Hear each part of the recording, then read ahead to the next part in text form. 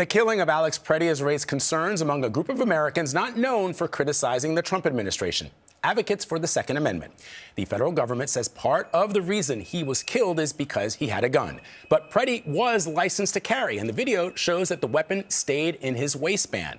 One Trump administration official said online, quote, "If you approach law enforcement with a gun, there is a high likelihood they will be legally justified in shooting you." Here is the NRA's response. Responsible public voices should be awaiting a full investigation, not making generalizations and demonizing law-abiding citizens. So joining me now to talk about this is Dana Loesch. She's a radio host and former spokesperson for the National Rifle Association. Dana, good to see you. Good morning. Good morning. Thanks for having me. Sure. So Alex Pretti, as you know, had a legal right to carry that weapon, but federal officials like Christine Ohm seem to question why he turned up armed at the protest. You yourself have said that you've gone to protests and you have been armed yourself. When you heard what she said, correct, what was your reaction to that? My first thought was I feel like the administration needs to be a little careful with language, and language is incredibly important. I mean, we're not nitpicking and trying to police language for some sort of gatekeeping role. It's because certain words invoke certain statutes and certain penalties as a result of that. So we have a duty to be very, very careful with the language that we use. So I wish that Secretary Noem and others would be aware of that, because simply approaching law enforcement with a firearm isn't indicative of ill intent, nor is it a crime. And as you accurately said, I have over the years, many years, have been armed at protests, both concealed carry and open carry. I have been right in the front face presence of law enforcement while open carrying. But there is a difference, though, and I really want people to pay attention to this. At no point was I ever detained, nor was I shot at, or was I involved in any kind of altercation with law enforcement, because I did not insert myself into any kind of federal investigation. And that's what's really important here. There's a difference between carrying by law enforcement, and there's a difference between carrying while in commission of felonious activity. And according to U.S. statute, this is federal law, you cannot insert yourself or impede law enforcement operations. And I'm sure that this investigation is going to uncover a lot of questions. I mean, we all have a lot of questions about this.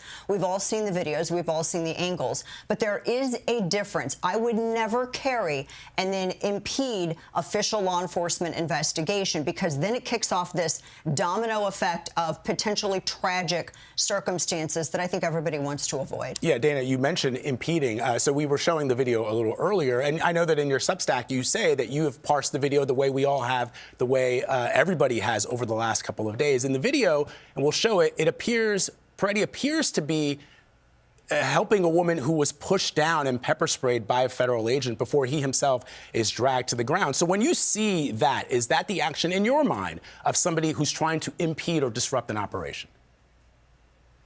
Well, my first thought when I saw this video is what happened in the moments leading up to this, because according to witness statements, and there is other video from a different perspective that's showing him in the road at one point directing traffic, which, you know, you don't have to, it's not necessarily a crime to do that.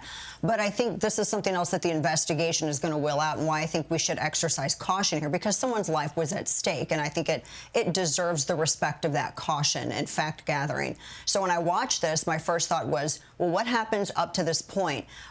It's very difficult to ascertain from the video. It's very shaky. When you zoom in, it's like a Zapruder film. And of course, it's very chaotic. There's lots of people talking.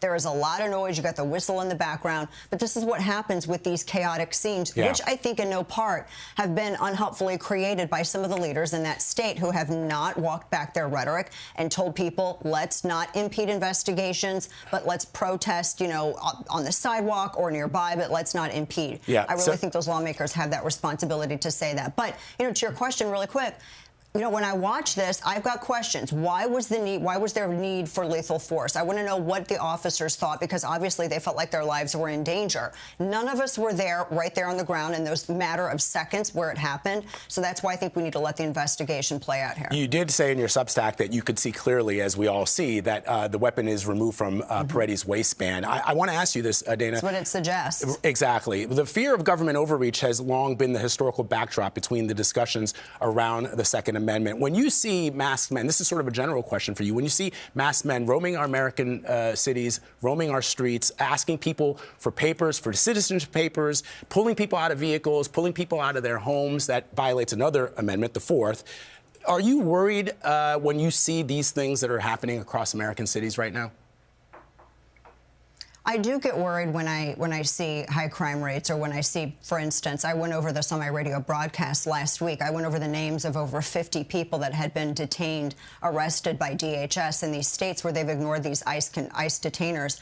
And what really makes me nervous is the nature of the violent crimes that have been committed by those that they're targeting for deportation, who are in the country illegally. Right, Dana. Everybody, I think, whether or not that's. If you are committing a crime, that's important. That makes us all nervous. But asking an American citizen for their citizenship papers, is that something that troubles you?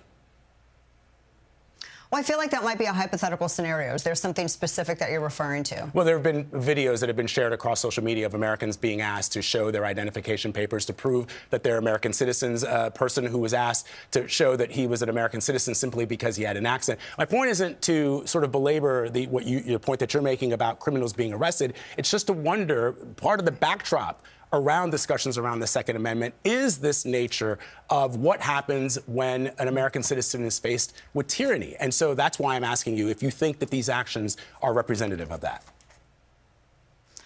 Well, I don't know if I would classify the actions of border enforcement to be tyranny. I think that allowing people to run in the street here illegally after having committed numerous violent crimes, including child predation, brutal rape, which, by the way, again, there are like a handful, actually more than a handful of these individuals who have been convicted of multiple counts of these horrific charges that needs to be made public. So I don't know if I would call enforcing that necessarily to be tyranny. However, to your point, and the reason that we're all here today, watching what we saw in the video, I think we all have a lot of questions. And I think, too, I encourage people to carry. I encourage people to exercise their Second Amendment rights. Dana. But I also recognize that people need to be encouraged to de-escalate as well, and make sure that you're not impeding any kind of federal investigation. Dana, but really, therefore, the administration, they need to be careful with their words. Yeah, that's an excellent point. I encourage also people to read your Substack. It really is interesting. Dana Loesch, thank you very much for your time. We appreciate it.